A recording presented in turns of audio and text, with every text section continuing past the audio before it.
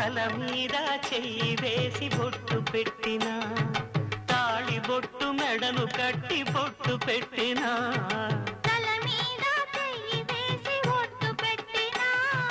తాళి బొట్టు మెడను కట్టి బొట్టు పెట్టినా